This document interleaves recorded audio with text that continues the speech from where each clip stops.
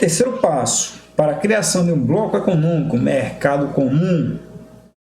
Quando se falar em mercado comum, o único bloco econômico, de fato, que está nessa fase é a União Europeia, certo? Então, o que é o mercado comum? Mercado, de maneira geral, é onde circula pessoas, capitais, serviços, compras, vendas, trabalhos, profissões, tudo ali em comum acordo. Então, por exemplo, mercado comum, pessoas. Eu sou um professor de geografia formado, vamos dizer assim, na França, Aí me canso de dar aulas para os franceses de geografia e quero dar aula de geografia agora para os alemães. O que é que eu faço? Eu pego meu diploma que eu tirei na Sorbonne, na França, vou para a Alemanha, ou vou trabalhar num colégio, numa universidade privada, ou faço concurso na Alemanha para ensinar na rede pública, e eu posso ter todos os direitos que um trabalhador alemão tem, mesmo eu sendo francês. Então, esse é o mercado comum, certo? Com relação também a serviços, um cidadão grego, que tem uma empresa de construção civil, quer abrir uma filial na Holanda. Pode abrir sua filial da Holanda. Não vai ter nenhum encargo de importação, de exportação, enfim, não vai ter nenhum tipo de barreira legal, de barreira jurídica para que um cidadão grego possa montar a sua empresa e ter os mesmos direitos de um cidadão holandês lá na Holanda, tá certo? Então tudo isso pode, isso é um mercado comum.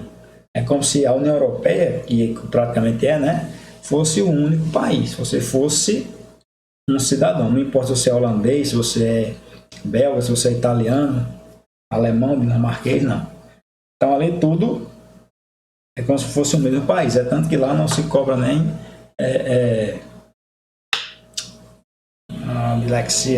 não se cobra nem o passaporte de um cidadão que quer viajar por todos os países da União Europeia. Você não precisa apresentar passaporte em nenhum momento. Apenas dizer que você é cidadão de tal canto, você pode apresentar sua identidade e acabou essa conversa, certo? E capitais também, mesma forma. Você tem dinheiro na Itália, aí de repente você se cansa da Itália e quer morar na Suíça. Então você pega a sua conta do Banco da Itália, bota no banco que você quiser da Suíça e por isso não vai pagar praticamente nada, só o básico do básico, entre contas correntes ou poupanças, enfim, burocracia zero. Então isso é mercado comum. A última fase para se criar um bloco econômico é a União Monetária, que também a União Europeia, desde o início dos anos 2000, criou o euro. É isso? O euro. Não tem isso aqui não. O euro. Então o euro foi o exemplo mais clássico de que muitas e muitas moedas foram abolidas. Por exemplo, o marco alemão não existe mais, o franco francês não existe mais. Apesar de alguns países que estão na União Europeia não terem aderido a essa política da União Monetária, continuaram usando suas moedas tradicionais, como até então, antes do Reino Unido sair do bloco, da União Europeia. Lá não se utilizava o euro, se utilizava a libra esterlina, O euro também, mas a libra esterlina também continuava. Mas, por exemplo, países como a Dinamarca, a Suécia, a Noruega, continuaram usando suas moedas locais, que era a coroa. Coroa dinamarquesa, coroa sueca, coroa norueguesa. Então, a coroa, moeda lá desses países, continua a circular e não o euro, certo? E pessoal, se os países tiverem criado uma zona de livre comércio, uma união aduaneira, um mercado comum, uma união monetária com a moeda única para todos, a gente pode dizer que esse bloco econômico ele está totalmente consolidado e que aconteceu uma integração econômica total. Então lembre-se, apesar dos pesares, hoje somente nós podemos falar com relação ao bloco econômico que aconteceu uma integração econômica total com a União Europeia, porque os países que vão fazer parte da União Europeia atenderam, já passaram dessas fases de área de livre comércio, mercado comum, união aduaneira e união monetária, apesar de alguns países ainda não terem aderido totalmente ao euro. Porém, essa integração econômica total, se cair na prova do Enem, se tiver de marcar uma questão, vocês marquem a União Europeia, beleza? Mercosul, Mercado Comum do Sul. Então, pessoal, a ideia de se unificar os países, né, latino-americanos, principalmente os da América do Sul, remonta desde a década de 1961 para cá. Então, desde 1960, já tinha aquelas primeiras conversas, surgiu entre Brasil e Argentina alguns tratados assim bilaterais, mas não foi muito para frente, mas a ideia mesmo era unificar os países que faziam parte, pelo menos ali da América do Sul, né? Então, o Mercosul, em 1991, foi criado o Mercosul. Começou a funcionar a partir de 1993, né? 1993, 1991 foi assinado o Tratado de Assunção na capital do Paraguai.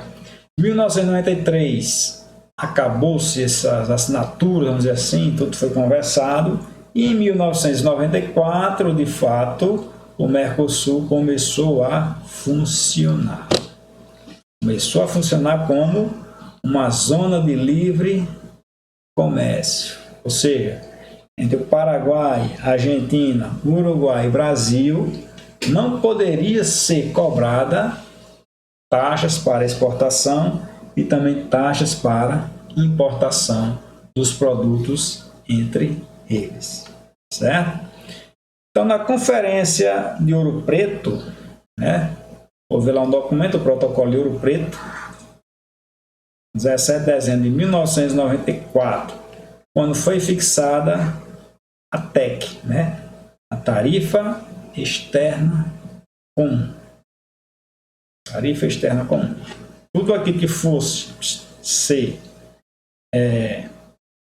exportado e uma tarifa externa pré-determinada, certo? Então, hoje, o Mercosul, só pulando aqui esses 2 pontos, só para a gente já estar no embalo, ele está se encontrando na situação de união aduaneira.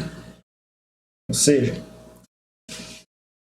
é criado nessa tarifa interna comum. Ou seja, os impostos para as importações